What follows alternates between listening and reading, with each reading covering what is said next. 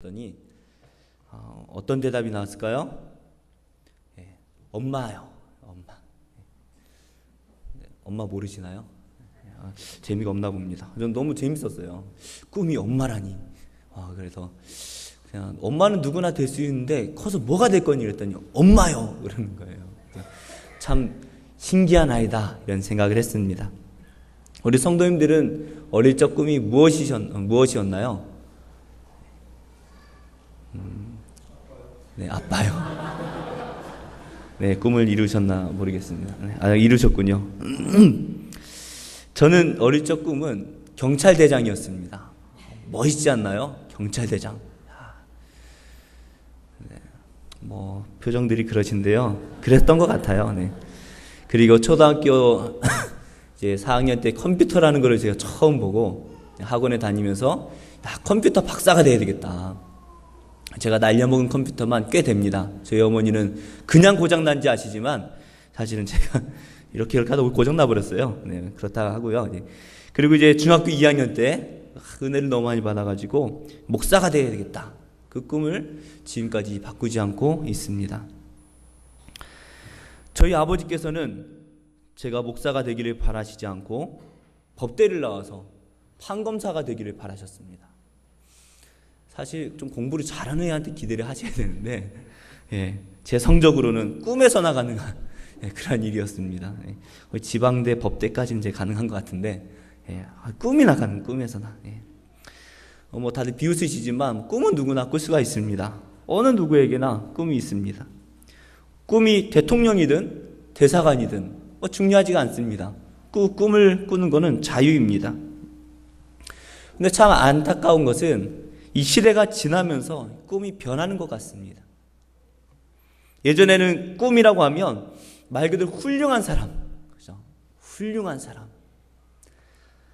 그래서 선생님, 대통령, 소방관, 경찰관, 의사, 변호사. 왜 그게 되려고 하니? 그러면 훌륭한 사람이 되고 싶어서요. 어려운 사람 도와주고 싶고, 나쁜 사람 잡아주고 싶고. 대통령 훌륭한 사람이잖아요. 이런 꿈을 꿨던 것 같아요. 근데 요즘 청년들도 꿈이 비슷합니다. 청년들에게 너는 뭐가 될 거냐? 교사가 될 겁니다. 소방관이 될 겁니다. 의사가 될 겁니다. 변호사가 될 겁니다. 비슷합니다. 겉으로 보면 저희 어릴 때 꾸었던 꿈하고 내용이 비슷한 것 같습니다. 그런데 그 목적이 다릅니다. 제가 어릴 적에는 훌륭한 사람이 되는 것이 꿈이었는데 지금은 돈을 잘 벌거나 안정적인 직업. 그렇죠? 그래서 어렸을 때는 선생님, 소방관 이렇게 말했는데 요즘에는 소방 공무원. 공무원자가 들어가야 돼요. 그죠? 선생님도 공무원 이렇게. 지금 이 시대에도 희망이 있고 기쁨을 찾을 수 있는 것은 너무나 많습니다. 하지만 너무나 많은 곳에서 이 꿈과 희망이 사라져만 갑니다. 가정에서도 학교에서도 또 학원에서도 이 아이들에게 기대하는 것은 도덕적인 인간보다는 그저 돈을 잘 버는 그러한 인간을 만들어가는 것 같습니다. 또 아내가 남편에게 기대하는 것은 가정적인 남편보다는 요즘에 그렇게 말들 하죠. ATM 기계. 여보 돈 그러면 돈 주고 돈 주고. 저희 집에도 한 명 있는 것 같기도 하고. 요즘엔 포기했습니다. 하도 안 나오니까. 그런데요, 참 신기합니다. 참 죄송한 말씀이지만 텔레비전을 보다 보면 이런 마음이 들어요. 참 듣기 좀 그렇지만 돈에 미친 세상인 것 같다. 그런 생각이 듭니다. 돈 때문에 가족을 죽인다. 사실 예전에는 생각도 못하던 일이 아니겠습니까? 돈 때문에 자살을 합니다. 돈 때문에 몸을 팝니다. 돈이 없어서 괴로운 것이 아니라 남보다 돈이 적어서 괴로운 그러한 시대를 살고 있습니다. 분명히 우리나라는 예전보다 더 부자가 되었습니다. 그런데 사람들은 더 힘들다고 그렇게들 말을 합니다. 참 이상한 일입니다. 분명히 부자가 되면 더 행복해야 되는데 이상하게 부자가 됐는데 더 힘들다고 말을 합니다. 세상이 그렇습니다. 세상이라는 것이 그런 것 같습니다. 돈을 바라고 살면 그 삶은 돈의 노예가 되어버립니다. 돈을 가지면 행복할 것 같은데 그 돈을 가지면 노예가 되어버려요. 명예를 바라보고 살면요, 명예의 노예가 되어버립니다. 명예를 가지면 끝날 것 같았는데, 그냥 모든 거 다 가진 것 같았는데 막상 그 명예를 갖고 나면 그 명예의 노예가 되어버려서 뭔가가 다 잃어버린 것처럼 그런 생각이 들어버리는 것이에요. 근데 마찬가지로요, 우리가 돈과 명예가 아니라 하나님만 바라보면 우리는 하나님의 자녀가 될 줄로 믿습니다. 하나님을 믿지 않는 사람들이 볼 때는요, 우리가 하나님의 노예처럼 보입니다. 야, 저 사람 하나님한테 미쳤어. 예수에 미친 놈, 죄송합니다. 예수에 미친 분이야. 이렇게 말하죠. 그 손가락질을 하는 거예요. 그런데 참 신기한 거는요, 우리가 하나님의 노예가 되겠다고 하나님만 바라보고 하나님의 노예가 되겠습니다, 하나님을 주인 삼겠습니다, 하나님을 왕으로 삼고 제가 노예처럼 살겠습니다 다짐하고 하나님께 나아가면요, 참 신기한 것은 하나님께서 그 사람을 종처럼 대하거나 노예처럼 대하시는 것이 아니라 그 사람을 아들처럼 딸처럼 대해주신다는 것입니다. 그냥 아들처럼 딸처럼이 아니라 아들 삼아주세요, 딸 삼아주세요. 그것이 우리의 아버지인 줄로 믿습니다.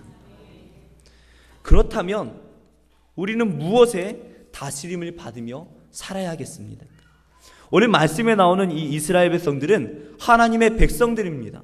그 이름부터가 하나님께서 특별히 택하신, 말 그대로 택함 받은 백성입니다. 그런 그들이 이 약속의 땅 가나안 땅에서 살아야 할 마땅한 삶이란 무엇이겠습니까? 바로 그 하나님의 말씀에 다스림을 받아서 살아야 하는 그러한 삶인 것입니다. 이스라엘 백성들은 지금까지도 메시아를 기다리고 있습니다. 그들이 기다리는 이 메시아의 모습, 우리는 메시아의 삼중직에 대해서 말을 하는데요, 왕과 제사장과 선지자, 그 직분 중에 이 이스라엘 백성들이 기대하는 왕의 모습 중에 가장 가까운 사람이 누구일까요? 다윗 왕이죠. 다윗과 같이 큰 넓은 영역을 통치하는, 영적으로 충만한 그런 왕을 기대하고 있습니다. 근데 이 다윗의 모습을 보면요, 그냥 백성들을 마음대로 막 방치하면서 키우는 것이 아니죠. 다윗이 그 백성들을 통치하는 모습을 보면요, 마치 목자가 양떼를 돌보는 것처럼, 그렇죠? 그 양떼들을 한 양 한 양 이렇게 막 사랑하면서 돌보는 그 목자의 마음과 같은 그러한 왕이 바로 다윗과 같은 왕이라는 것입니다. 하나님께서는 그 이스라엘 백성들을 양떼와 같이 돌보고 계십니다. 우리도 마찬가지죠. 하나님께서는 우리를 양떼와 같이 돌보고 계세요. 생각도 안 했는데 권사님들 머리를 보니까 하얀 게 양떼 같아요. 양떼. 하나님께서 우리 권사님들을 양과 같이 이렇게 돌보고 계신 거예요. 그러면 우리는 어떠한 모습으로 그 하나님의 다스림을 받아야 되겠습니까? 그렇죠? 양과 같이. 주인이 오면, 목자가 오면 그 목자가 이렇게 휘파람을 휙 불면 양 하면서 달려가 있죠. 양 달려가면 목자가 이렇게 그렇게 하는 그런 양과 같이 목자의 말에 순종해야 된다는 것입니다.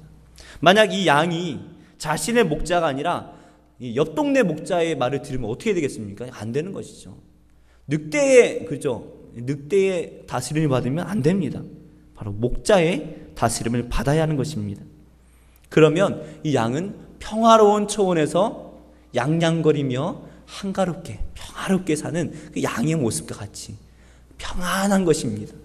거기에 게임기가 있겠습니까? 인터넷이 있겠습니까? 스마트폰이 있겠습니까? 필요 없어요. 그 양은 목자만 있으면 되는 거예요. 그게 가장 평안한 삶이죠. 지난주에 살펴본 것처럼 이 이스라엘 백성들이 그 양의 모습처럼 그 들판에 풀어진 양과 같이 평화로운 삶을 살아야 되는데, 그 약속의 땅, 젖과 꿀이 흐르는 이 가나안 땅에 들어갔는데요, 그러한 삶을 살지 않았습니다. 도대체 이 이스라엘 백성들이 사는 삶을 보면 이 하나님의 통치를 받는 사람들의 삶이라고 보기가 어려운 그러한 모습. 한마디로 뭐라고 말합니까? 15절 마지막에 보니까요, 그들은 그 땅에서 괴로움이 심하였다라고 말씀하고 있습니다. 분명히 평화로운 땅, 샬롬의 땅이 되어야 하는데 그 땅이 괴로운 땅이 되어버렸다는 것입니다. 왜 그렇습니까? 하나님께서 그 이유에 대해서 한마디로 말씀하시는 것이 바로 하나님의 목전에서 악을 행하였기 때문이다라고 말씀하고 계십니다. 사사시대의 끝을 보면 이스라엘의 모습은 정말 하나님이 버리신 황폐해진 도시와 같습니다. 마음대로 우상을 섬겼습니다. 하나님을 섬긴다라고 말은 하지만 하나님을 섬기는 그 모습조차도 하나님의 율법대로 섬기는 것이 아니라 각기 자기 마음대로 하나님을 섬기는 거예요. 그래서 우상과 같은 거를 집에 하나 갖다 놓고 내가 하나님을 섬기고 있다, 그렇게 막 마음대로 섬기는 겁니다. 그러한 백성들의 삶의 모습은 말할 것도 없을 것입니다. 악으로 가득한 그러한 삶을 살고 있는 것입니다. 그래서 이런 악으로 가득한 사사시대를 하나님께서는 21장 25절 말씀에 이렇게 말씀을 하십니다. 우리 함께 읽겠습니다. 시작. 그때에 이스라엘에 왕이 없으므로 사람이 각기 자기의 소견에 옳은 대로 행하였더라. 하나님의 율법에 보면요, 이 가나안 땅에서 살아가는 이스라엘 백성들의 모습은 평화롭고 그리고 정돈된 나라, 거룩한 나라, 그러한 모습이 되어야 합니다. 그런데 이 사사시대의 모습을 보면 뒤죽박죽입니다. 뒤죽박죽. 질서가 없습니다. 온통 악으로 가득합니다. 모든 사람들이 생각하는 게 나쁜 생각밖에 없다는 거예요. 이러한 시대를 과연 하나님께서 다스리고 계시다라고 말할 수가 있겠습니까? 하나님께서는 도대체 이스라엘이 이렇게 될 때까지 뭘 하셨냐고 그렇게 물어보는 사람도 있습니다. 마치 하나님께서 계시지 않는 것처럼 그렇게 보입니다. 지금도 많은 사람들이, 그리고 많은 지성인들이 그렇게 말합니다. 이렇게 악이 가득하고 죄가 아직도 여전하고 아직도 전쟁이 이렇게 일어나고 있는데 하나님이 살아계시다면 어떻게 이런 불의한 일들이 나타날 수 있느냐, 그렇게 우리에게 말합니다. 하지만 성경은 분명하게 말씀하고 계십니다. 이 세상이 마치 낙엽이 바람에 이렇게 이리저리 흩날리잖아요. 방향이 있나요? 아무 뒤죽박죽이죠. 바람이 휙 불면 어디로 날아갈지도 모르고 막 날아다니는 그런 모습처럼 세상이 흘러가는 것 같이 보이지만 성경은 분명히 그 안에도 하나님의 목적이 있고 섭리가 있다라고 말씀하고 계십니다. 하나님께서는요, 이 사사시대가 이렇게 악으로 가득해질 때까지 내버려두지 않으셨습니다. 하나님께서는 이 이스라엘을 징계하셨습니다. 당시 하나님께서 이스라엘을 징계하신 도구가 무엇입니까? 인근에 있는 국가들이죠. 이스라엘 백성들이 정복하지 않고 남겨둔 그 인근에 있는 국가들, 민족들을 통하여서 이스라엘을 괴롭히시는 것입니다. 하나님께서 이 이스라엘을 징계하신 이유 단 한 가지입니다. LA 망해버려라, 이게 아니죠. 그렇죠? 단 한 가지. 너희들이 돌아오기를 바란다. 그 말씀이 하고 싶은 거예요. 자녀를 때리는 부모의 마음은요, 다 똑같은 마음입니다. 바른 길로 가라는 것입니다. 이놈의 자식 맞아 죽어버려라. 그래서 죽기를 바라는 부모가 있을까요? 있는지 모르겠습니다만 만약 있다면 제정신이 아닌 겁니다. 제대로 된 부모라면 그 아이가 바른 길로 돌아오기를 바라는 마음으로 징계를 하는 것입니다. 하나님께서 우리를 징계하시면서 우리가 바른 길로 돌아오기를 바라고 계십니다. 바른 길이란 무엇입니까? 바로 하나님께 돌아가는 것, 하나님께로 가는 길, 그 길이 바로 바른 길입니다. 그런데 하나님께서 이 주변 국가를 통하여서 이 이스라엘 백성들을 징계하시면 효과가 있었어요. 이 나라를 통해서 징계를 하시면 이스라엘 백성들이 잠시 돌아옵니다. 18절 말씀, 중반절 말씀 우리 함께 화면을 보면서 읽겠습니다. 시작. 그들이 대적에게 압박과 괴롭게 함을 받아 슬피 부르짖음으로. 이스라엘은 괴로울 때 하나님께 나아가 슬피 부르짖었습니다. 어떻게 보면 하나님의 이 징계가 효과적으로 작용을 한 것입니다. 이 가나안 땅이 어떤 곳입니까? 오직 하나님을 찾고 그 하나님만을 의지하는 자들이 사는 곳, 그곳이 바로 가나안 땅이 되어야 합니다. 그곳이 바로 천국인 것입니다. 하나님께서는 그 이스라엘 백성들이 자신을 찾아서 다시 돌아오기를 기다리고 계셨습니다. 그리고 그렇게 되었을 때에 그 이스라엘 백성들이 회개하고 하나님께로 돌아올 때에 하나님께서는 16절의 말씀과 같이 사사를 세우시고 그 노략자들의 손에서 그들을 구원하셨습니다. 사사는 많이 들어보셨겠지만 심판자, 재판자라는 의미를 가지고 있습니다. 그리고 동사로는 다스린다는 의미를 가지고 있습니다. 그러니 이 이스라엘을 다스리시는 분, 이 이스라엘의 심판자이고 재판자이고 이 이스라엘을 다스리는 분이 누구십니까? 하나님이신 것입니다. 실제로 사사들은 영적인 지도자로서 왕의 역할도 했습니다. 그리고 이스라엘 백성과 하나님을 중재하는 귀중한 역할을 감당했습니다. 그래서 이들이 살아있는 동안에는요, 이스라엘 백성들이 곧잘 순종했어요. 사사가 성경에 안 나와 있지만 이렇게 해라 그러면 이렇게 했을 것이고, 저렇게 해라 그러면 저렇게 했을 것이고, 이 사사가 살아있는 동안에는 이 하나님께 잘 순종을 합니다. 가나안에서의 삶의 원리가 바로 이것입니다. 하나님의 다스림을 받는 것입니다. 그러면 하나님께서 그 사사를 통해서 그들을 평안하게 하시는 것처럼 하나님께서 친히 그들에게 복을 내려주시는 것입니다. 마찬가지로 우리가 예수님을 믿고 구원을 받아서 정말 우리가 천국의 백성으로 살고 있는 우리의 삶도 하나님의 다스림을 받으며 살아야 하는 것입니다. 예수님을 처음 믿으시고 어떻게 살아가셨습니까? 저는 예수님을 처음 믿었을 때에 내가 이제 예수님의 말씀에만 순종하며 살리라, 이런 각오를 했습니다. 제가 중학교 때 예수님을 영접하고요, 예수님의 말씀대로 살아봤습니다. 그래서 제가 용돈을 받으면 이걸 어떻게 하면 예수님을 위해서 사용할 수 있을까? 너무나 신기한 일이 벌어졌어요. 그래서 제가 이 중등부 이제 있을 때요, 중등부 회의를 하거나 이러면 제가 이제 그 비용을 대는 거예요. 용돈도 얼마 안 되는데 비용 대고, 차비가 없는 친구 차비도 일부러 빌려주고, 나서서 제가 이렇게 하니까 신기한 일이 벌어지는 거예요. 이 차표를 하나 빌려줬는데요, 걸어가다 보니까 차표가 이만큼이 떨어져 있는 거예요. 주면 안 되는데 하나님의 뜻인 줄 믿고 주워갔습니다. 그거를 또 어떻게 했겠습니까? 또 그 다음에 친구들이 또 같은 교회 친구들이 차표가 없어가지고 또 다 찢어서 나눠줬어요. 그게 또 어떻게 됐을까요? 걸어가는데 또 이만큼이 또 주신 거예요. 그리고 또 친구들을 위해서 돈을 이렇게 사용을 하면 길거리 가다가 5,000원짜리가 흘려 있어요. 그래서 그거 주워가지고 또 분식집 가서 맛있는 것도 사주고 그랬던 기억이 있습니다. 너무 신기했어요. 그 중학교 그때 예수님을 영접하고 이제 살아보리라 하고 다짐한 순간부터 그렇게 사는데 너무 신기한 일이 많이 벌어지는 거예요. 처음에 예수님을 믿고 정말 하나님을 믿으면 그 말씀대로 살아가면 얼마나 많은 복을 우리에게 주는지 모릅니다. 그냥 모든 게 다 은혜죠. 영광, 영광, 영광, 영광. 선생님 뒤통수를 봐도 영광, 목사님만 봐도 영광. 모든 게 다 은혜스러워 보여요. 근데 문제는 우리가 그 신앙생활을 하면 할수록 그렇게만 살지는 못한다라는 것입니다. 우리 19절 말씀을 함께 읽겠습니다. 시작. 그 사사가 죽은 후에는 그들이 돌이켜 그들의 조상보다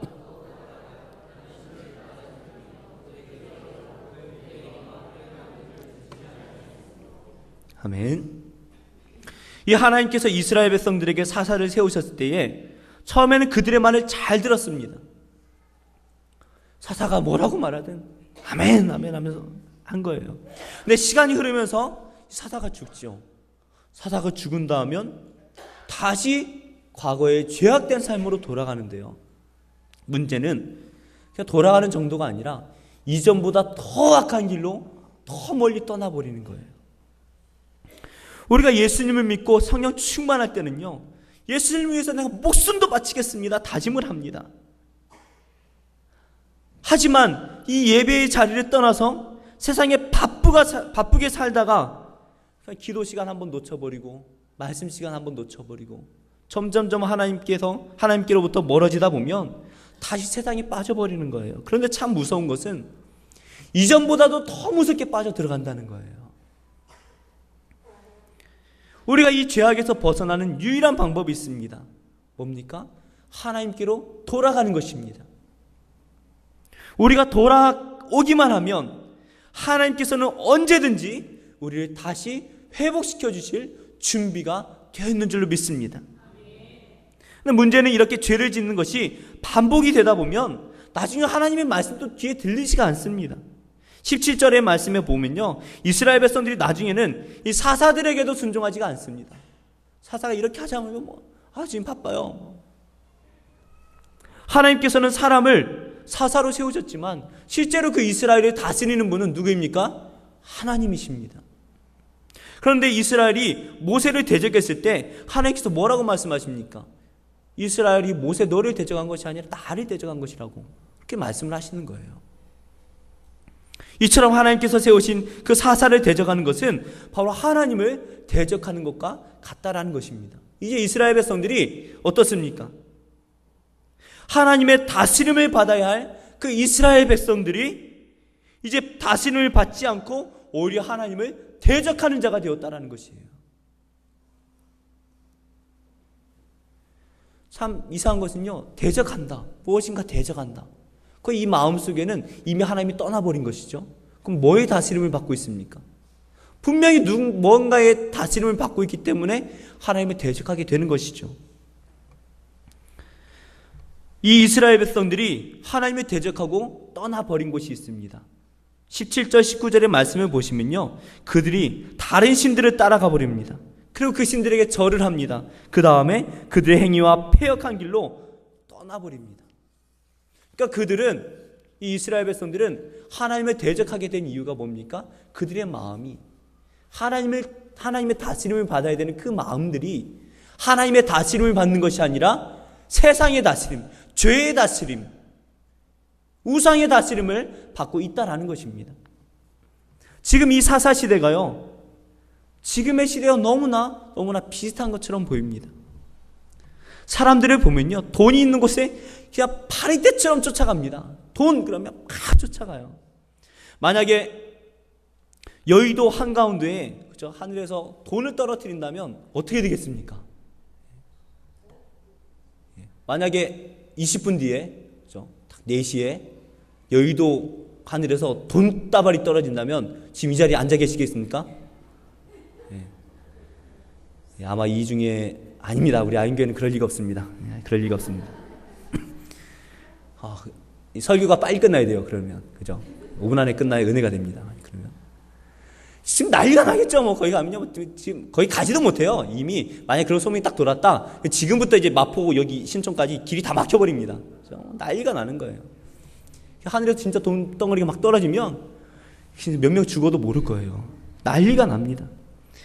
가끔 미국의 증시에 대한 뉴스가 나옵니다. 그죠? 미국 증시에 대한 뉴스 나오면 미국 워낙 큰 나라니까 가운데 동그라미 지금 뭐라고 아무리 검색해도 그게 뭔지 못 찾겠더라고요. 동그란 TV 같은 거 이렇게 있고 증시가 막 돌아가요. 그죠? 그래서 사람들이 막 바글바글합니다. 그래서 하늘에서 종이덩어리 막 떨어져요.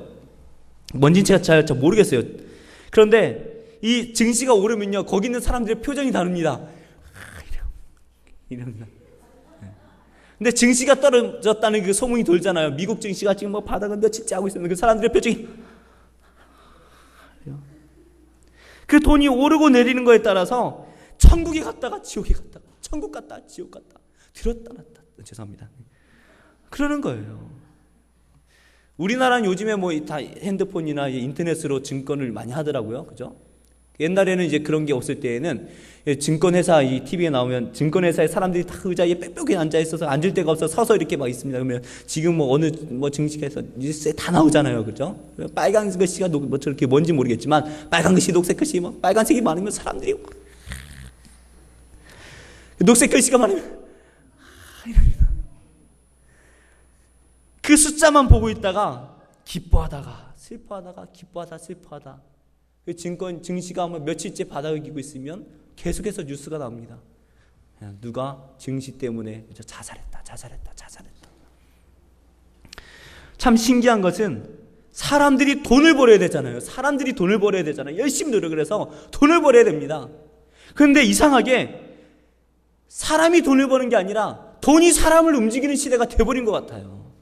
돈이 있으면 합니다. 여기 돈이 있다 그러면 합니다. 그런 시대가 돼버렸어요. 마치 돈을 쫓아가면 그 안에 행복이 있는 것 같습니다. 기쁨이 있는 것 같습니다. 영원한 행복을 보장해 주는 것 같습니다. 다 쫓아갑니다. 그런데 거기 막상 가보면요, 그 끝에는 절망 외에는 아무것도 남지가 않습니다. 문제는 이 세상이요, 한국 다른 나라는 제가 가본 적이 없기 때문에 모르고, 이 한국 이 땅이 그냥 이러한 돈에 그냥 다 나가버렸어요. 그냥 그런 세상을 살다 보니까 이 일부 교회에서도 몇몇 교회죠, 이런 것들을 가리키고 있다라는 것입니다. 참 감사한 것은 아현교에서는 제가 그런 설교를 들어본 적은 없어요. 그런데 이제 운전을 하니까 라디오를 듣다 보면 그런 설교를 가끔 듣습니다. 마치 예수님을 믿는 이유가 부자가 되기 위해서, 성공하기 위해서 예수님 믿는 것처럼 그렇게 말을 해요. 성공하십시오, 부자가 되십시오, 그렇게 말하는 교회들이 몇몇 나타나고 있습니다. 참 안타까운 일입니다. 우리 이성적으로 살펴보면 이 이스라엘의 선택은 너무나 합리적입니다. 이스라엘 백성들은 그 땅에 있는 사람들을 다 내쫓지 않았어요. 타협을 했습니다. 어떻게 했습니까? 그 사람들을 노예로 잡아서 그 사람들에게 일을 시키는 거죠. 얼마나 좋아요. 뭐 한다고 내쫓아요. 그 아까운 사람들을 일 시키면 되죠. 일을 시키는 거예요. 참 효율적인 것처럼 보입니다. 두 번째로 그들이 믿는 우상을 쫓아 사는 것도 괜찮은 것 같아요. 우상들을 쫓아 사는 것 손해볼 거 있나요? 하나님도 믿고 우상도 믿고, 아직 하나님 완전히 버리진 않았으니까 괜찮은 것 같아요. 그죠? 하지만 그들이 갔던 그 끝이 무엇입니까? 그들의 삶의 끝은 그들이 노예를 삼고자 했던 그 남겨둔 자들에게 오히려 노예가 되어버립니다. 그들이 섬겼던 우상들의 노예가 되어버린다는 것이에요. 마찬가지입니다. 우리의 삶이 어떻습니까? 우리의 삶이 돈의 노예가 되고 명예의 노예가 되어버리고 내가 살아가는 것에 노예가 되어버린다는 것이에요. 결국 이스라엘 백성들은 이 노예가 되었던 애굽 땅을 벗어나서 자유가 있는 땅, 샬롬이 있는 땅, 이 가나안 땅에 들어왔지만 그들은 이 가나안 땅에서, 샬롬의 땅에서 오히려 애굽에서의 노예의 삶을 살아가고 있다는 것입니다. 지금 우리가 괴로워하고 있는 주된 이유가 무엇입니까? 우리 성도님들이 가장 괴롭히고 있는 가장 큰 문제가 무엇입니까? 예수님을 더 사랑하고 싶은데 그게 안 돼가지고 눈물을 흘리고 그러고 계십니까? 참 감사한 일입니다. 근데 만약에 돈 때문에 괴로워하고, 다른 것 때문에 괴로워하고, 세상 일 때문에 괴로워하고, 그것 때문에 살고 죽고 한다면 너무나 불쌍한 인생입니다. 너무나 좋은 천국 백성이 되었음에도 불구하고 과거에 노예가 되었던 삶을 여전히 살아가고 있는 것입니다. 만약 우리가 예수님을 믿고도 돈의 노예가 되고 세상의 노예가 되어 있다면 우리는 하나님께로 돌아가야 할 것입니다. 그렇게 되도록 하나님께서는 수도 없이 우리를 부르고 계십니다. 우리 20절 말씀을 함께 봉독하겠습니다. 20절 말씀 봉독하겠습니다. 시작. 여호와께서 이스라엘에게 진노하여 이르시되 이 백성이 내가 그들의 조상들에게 명령한 언약을 어기고 나의 목소리를 순종하지 아니하였은즉. 하나님께서는 희망이 없어 보이는 이 이스라엘 백성들에게 이제 진노하며 말씀하십니다. 진노를 하시는 거예요. 그리고 그들에게 계속해서 징계하실 것이다, 내가 징계할 것이다 라고 계속해서 말씀하고 계십니다. 이 징계가 무엇입니까? 이스라엘이 돌아오기를 바라신 하나님의 음성입니다. 이스라엘 백성들의 징계를 받을 때에 죽을 것 같아, 망했다, 그런 생각할 것이 아니라 하나님께서 나를 다시 부르고 계시구나, 우리가 하나님께로 돌아가야 되겠구나, 이것을 깨달아야 된다는 것입니다. 사사기를 통해서 계속해서 말씀하고 계시지만 그들은 이 사사의 음성을 듣지 않고 귀를 막아버립니다. 더 이상 듣지를 않습니다. 그들에게 이제는 하나님께서는 고난이라는 확성기를 가지고 이스라엘 백성들에게 말하는 거예요. 돌아와라! 돌아와라! 확성기를 가지고 돌아와라! 소리를 지르고 계신 거예요.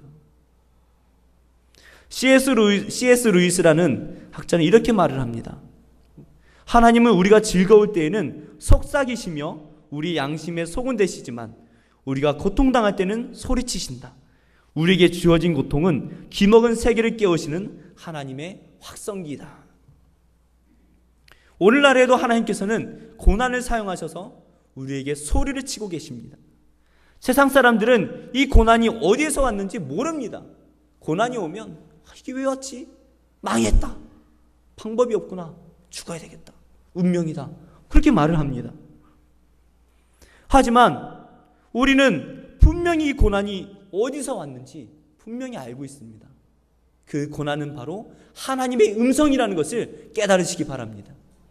이 고난을 통하여서 하나님께서는 나에게 무엇을 바라고 계신가? 우리는 그것을 깨달아야 합니다. 지금 성도님들은 누구의 다스림을 받고 계십니까? 지금 나를 움직이고 있는 힘이 무엇입니까? 돈이 우리를 움직이고 있습니까? 명예가 우리를 움직이고 있습니까? 아니면 움직이지도 못한 채 시체와 같이 누워만 있습니까? 하나님은 사람을 참 신기하게 만드신 것 같아요. 지금 의학이 많이 발전했지만 아직도 사람에 대해서 아는 것은 극히 일부일 뿐입니다.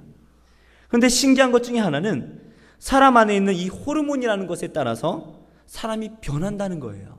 호르몬에 따라서. 우리가 잘 아는 엔돌핀은요, 기분이 좋을 때 나오는 호르몬입니다. 그래서 지금 고인이 되셨지만 황승환 박사가 그죠? 엔돌핀 웃으십시오. 웃으십시오. 네, 두 분 웃으시네요. 웃으십시오. 우리 몸 안에 엔돌핀이라는 웃으십시오 하면은 못생긴 김영기도 보면서 웃기죠. 그죠? 좀 못생겼어 이게 아니라 웃기게 생겼네. 기분이 좋아져요. 이 엔돌핀은 참 신기하죠. 우리 안에 고통이 있어도 엔돌핀 호르몬이 돌면요, 고통을 잊어버리게 만듭니다. 또 어떤 호르몬은요, 사람을 과격하게 만들어요. 이 호르몬이 작용을 하면 사람이 미친 듯이 막 과격해집니다. 저 사람 저렇지 않았는데? 그런 호르몬이 있어요. 또 반대로 이 신경정신과에서 사용하는 호르몬 중에 하나는 과격해진 사람, 그죠? 신경이 예민해져서 막 과격해진 사람한테 그 호르몬 딱 넣으면 드라마에서 많이 보셨죠? 영화 같은데 이렇게 편안해지는 거예요. 안정을 주죠. 하나님께서는 우리를 이렇게 만드셨어요. 이 생명이 있는 이 피 안에 어떤 호르몬이 있느냐에 따라서 그 사람의 모습이 완전히 바뀌어버립니다. 그런데 우리 안에는 누구의 피가 흐릅니까? 예수님의 피가 흐르는 거예요. 예수님의 피가. 돈의 피가 흐르는 사람은 돈. 그리고 예수의 피가 흐르는 사람은 예수님. 우리는 예수님의 피가 흘러서 예수님의 말씀이 우리를 지배하는 그러한 사람이 되어야 하는 줄로 믿습니다. 그러므로 이제 우리는 세상의 어떤 것이 아닌 오직 하나님의 다스림을 받아야 할 것입니다. 우리가 움직이는 것은 돈 때문도 아닙니다. 명예 때문이 아닙니다. 나 자신 때문도 아닙니다. 바로 성령님께서 우리를 인도하시는 대로 우리는 움직여야 할 것입니다. 그러기 위해 세상에 나아가 세상에 물드는 것이 아니라 우리 세상 속에서도 늘 성령 충만해야 합니다. 그래서 우리는 그 자리에서, 내가 있는 그곳에서 성령 충만함으로 그 세상을 변화시키는 그러한 삶이 되어야 할 것입니다. 이것이 바로 성도가 살아야 될 마땅한 삶이라는 것을 기억하시고 예수의 피가 흘러 하나님의 다스림을 받는 그러한 성도님들이 되시기를 예수님의 이름으로 축복합니다.